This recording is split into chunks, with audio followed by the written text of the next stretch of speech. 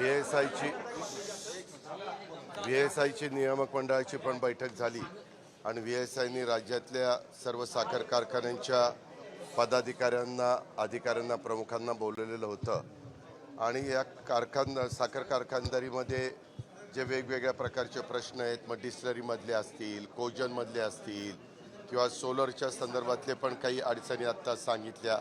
रूफटॉपवर जर तुम्हाला solar panel बसवायचं असेल तर काही असेल, अशा अनेक विषयाच्या संदर्भामध्ये किंवा इफिशियन्सी वाढवण्याच्या दृष्टिकोनातनं कुठल्या कुठल्या गोष्टी केल्या पाहिजेत, अशा या सगळ्याच्याबद्दल साधक बाधक चर्चा झाली. आणि त्याच्यात आणखीन एक महत्त्वाची चर्चा होती, ती म्हणजे AI ची होती.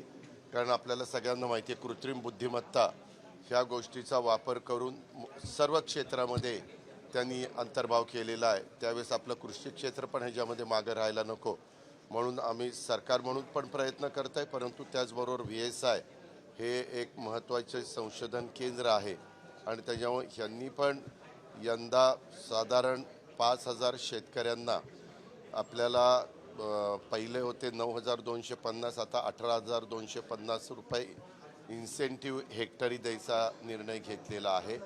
बाकीचे 6,750 रुपये साधारण ते कारखाने भरतील. अशा पद्धतीनं हेक्टरी 25,000 रुपये त्या शेतकऱ्याला, त्या लाभार्थ्याला द्यायचं ठरवलं गेलेलं आहे. आणि 3 रुपयाला जे रोप होतं ते 2 रुपये किंमत केलेली आहे. त्याच्यात 1 रुपया इन्सेंटिव्ह प्रति रोपाला द्यायचं ठरवलेलं आहे. त्याच्यामुळं साधारण हेक्टरी 12,000 ते 12,500 रोपं लागतात. तर त्याचा विचार केला तर जवळपास 24,000 ते 25,000 रुपये किंमत होती, ती शेतकऱ्यांनी मात्र भरायची. त्यांना स्वतःचं ठिबक करावं लागेल. अशा पद्धतीनं काही महत्त्वाचे निर्णय घेतले गेले आणि त्याच्याबद्दल सगळ्यांना आज माहिती देण्यात आली. अर्थात कुठले 5,000 शेतकरी, तर जे फर्स्ट कम फर्स्ट येतील त्या 5,000 शेतकऱ्यांना हा बेनिफिट दिला जाईल. यदा कदाचित महाराष्ट्रातल्या काही भागातल्या शेतकरी 5,000पेक्षा जास्त वर आले तर मी तिथं सुतोवाच असं केलं की त्यांच्याबद्दल कृषी मंत्रालय काय तो निर्णय घेईल. मी कृषी मंत्र्यांशी आणि राज्याच्या प्रमुख देवेंद्र फडणवीस साहेबांशी बोलून त्याच्यातनं मार्ग त्या ठिकाणी काढेल. कारण मला जो अनुभव आहे, एकदा शेतकऱ्यांनी दुसऱ्याच्या कुणाच्या शेतावर AI चा वापर केल्यानंतर ऊस घेतला तर पाण्याची बचत होती, खताची बचत होती, टनेज वाढतं, अशा बऱ्याच काही गोष्टी होतात आणि जमिनीचाही पोत चांगला राहतो. तर शेतकरी पुढच्या वर्षी, आणि ही योजना म्हणजे VSIची ही यंदाच्या वर्षी करताच आहे. पुढच्या वर्षी शेतकऱ्यांना एकदा अंदाज आला किंवा टनेज जास्त निघतं तर मग शेतकरी पुढे येतील. मग त्यावेळेस मात्र राज्य सरकार जे काही धोरण ठरवायला पाहिजे, काही इन्सेंटिव्ह द्यायला पाहिजे, त्याबद्दलचा निर्णय राज्य सरकार. मागच्या वेळी राज्य सरकारने निर्णय घेतला की नुकसानग्रस्त भागांना कारखानदारांकडून 15 रुपये घेण्यासंदर्भातला, त्यावर पवार साहेब म्हटले 15 रुपये, 1 मिनिट, 15 रुपयाचा नव्हता निर्णय झाला. 5 रुपये हे पूरग्रस्तांना देण्याच्या बद्दलचा तिथं चर्चा झाली आणि 10 रुपये मुख्यमंत्री सहाय्यता निधीच्या करता चर्चा झाली. ही वस्तुस्थिती खरी आहे आणि त्यामध्ये मुख्यमंत्र्यांनी पण सर्वांना आव्हान केलं की बाबा, आता मुख्यमंत्री सहाय्यता निधीतनं आम्ही करोडो रुपये गोरगरीब जे कोणी ज्यांची तब्येत, म्हणजे ज्यांना मदत, वैद्यकीय मदत केली गेली पाहिजे, त्यांना स्वतःला तो खर्च झेपत नाही, अशांच्याकरता आपण देत असतो.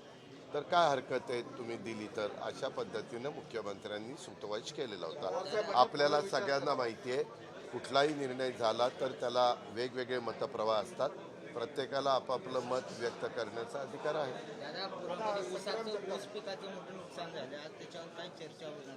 अहो, त्या संदर्भात पुराच्यामुळं पूरग्रस्त भागात मोठ्या ऊसाचं, लहान ऊसाचं जे नुकसान झालं आहे, त्याला काय शेतकऱ्यांनी निर्णय घेतला पाहिजे किंवा त्याच्या संदर्भातले आता पुढची कारवाई केली पाहिजे, ह्याबद्दलची माहिती देण्यात आलेली आहे. त्याच्यात त्यांनी प्रेझेंटेशन पण दिलं, ते सगळ्यांनी पाहिलेलं आहे. आणि तशा पद्धतीनं शेतकऱ्यांनी करावं, साखर कारखान्यांनी करावं असं आवाहन केलं. बहुतेक शेतकरी कुठल्या ना कुठल्या सहकारी साखर कारखाना किंवा खाजगी कारखान्याशी संबंधित असतात. आता त्यांनी आपापल्या भागातल्या शेतकऱ्यांच्या मध्ये उद्या त्याच्याबद्दल पूर्णपणे VCवर जेवढे काही कारखाने त्याच्यामध्ये इन्व्हॉल्व होतील त्या सगळ्यांना VCवर ते पुन्हा दाखवलं जाणार आहे. तू काल नव्हता का माझ्याबरोबर? नाही, तुम्ही आज नोटीस पाठवली दादा. मग मी काल सांगितलं होतं ना की हे पक्षाच्या विचारधारेला धरून नाहीये, याबद्दल आम्हाला त्यांना नोटीस काढावी लागेल असं मी सांगितलेलं होतं. तशा पद्धतीनं नोटीस काढलेली. शेवटी तुम्ही एका राजकीय पक्षाचे सभासद असला, सदस्य असला, तर त्या पक्षाच्या विचारधारेपासून तुम्ही काहीही जरी बोलायला लागला तर कुठलाच पक्ष ते सहन करणार नाही. म्हणून नोटीस दिलेली आहे. काही प्रोसिजर असतील. नोटीस दिल्यानंतर त्याला काय उत्तर येतं ते उत्तर आल्यानंतर आम्ही निर्णय घेऊ.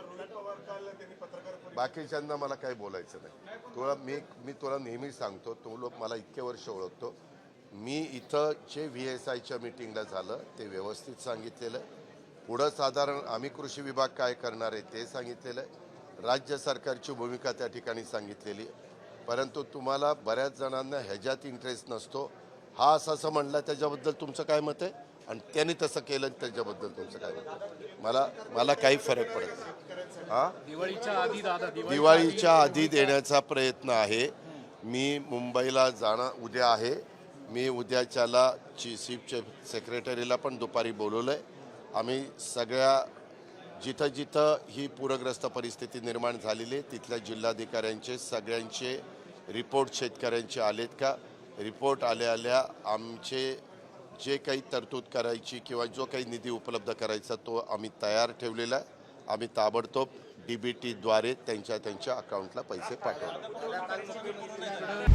आता isakal.com आहे देशातील नंबर 1 ची मराठी न्यूज वेबसाईट. प्रत्येक अपडेटसाठी isakal.com ला नक्की भेट द्या.